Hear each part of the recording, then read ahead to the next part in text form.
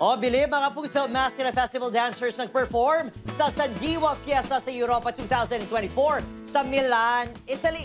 Galing balita ka itong gintutuka.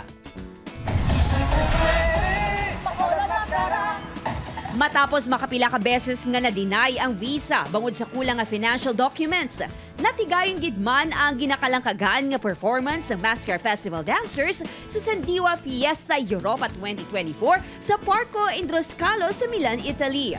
3 sa 15 ka-dancers ang Barangay Granada ang napaslawan nga makalakat apang all-out sa gihapon ng performance ng grupo nga nagpabilib sa mga Pinoy abroad.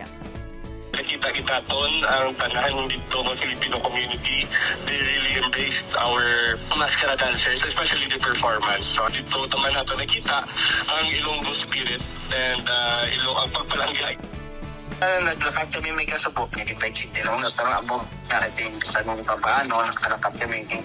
Magluwas sa Milan, pilaman ka tourist kag heritage sites ang ginbisita sa mga Bacolleño dancers bilang kabayin sa ila international exposure. Nag-dance showdown sila sa sikat nga Domus Square, samtang ginapalibutan sa madamo nga turista. Masunod nga panghandaan sa grupo ang International Festival of Mass Competition sa Andong, South Korea. Upod kay Reynald Castillo, Aileen Pedraso. One Western Visayas.